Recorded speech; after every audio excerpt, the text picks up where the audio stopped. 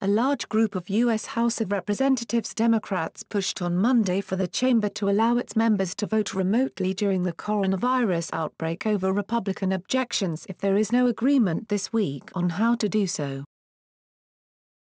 The call came as both the Democratic-controlled House and Republican-led Senate prepared to go back into full session on May 4 after a month's recess prompted by the fast-spreading disease that has killed more than 55,000 Americans. The 100-member House New Democrat coalition said lawmakers should find a way to work remotely when necessary, until public health officials provide guidance that it would be safe for all lawmakers and staff to physically return to the House full-time.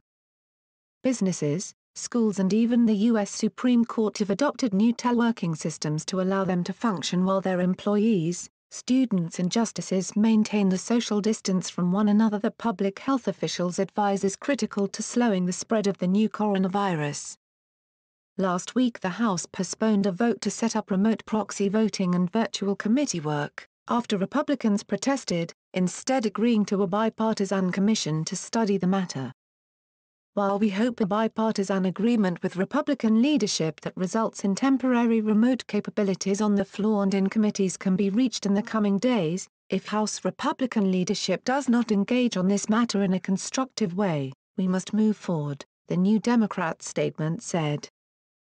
Congress has not met in regular session since last month, though lawmakers have passed major coronavirus relief bills worth nearly $3 trillion, partly by using rules allowing bills to pass with just a small number of lawmakers present at any one time.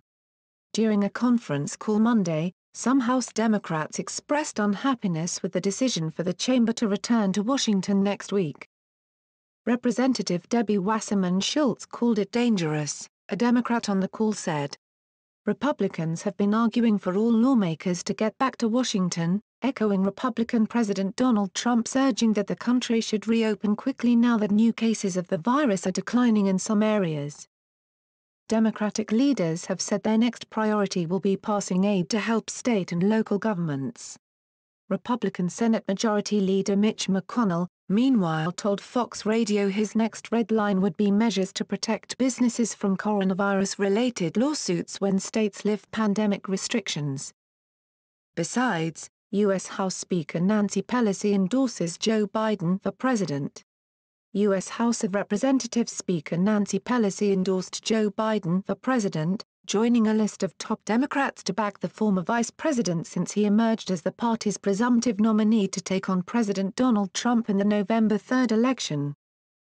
Pelosi's endorsement of the Democratic presidential candidate follows that of U.S. Senators Elizabeth Warren and Bernie Sanders, former President Barack Obama and former Vice President Al Gore, who all threw their weight behind Biden earlier this month. In a video statement released on Monday, Pelosi cited Biden's experience in government, including his role in passing the Affordable Care Act, popularly known as Obamacare, as evidence of his leadership qualities. She said Biden is well positioned to lead the country amid the ongoing coronavirus outbreak. As we face coronavirus, Joe has been a voice of reason and resilience, with a clear path to lead us out of this crisis, Pelosi said in her endorsement. The endorsement comes at an opportune time for Biden, who has struggled to maintain a high profile during the COVID-19 pandemic and sustain the momentum he had built up in his lightning-quick run toward becoming the Democratic nominee. The Democrats are eager to project unity heading into the presidential race against Trump for the November 3 general election.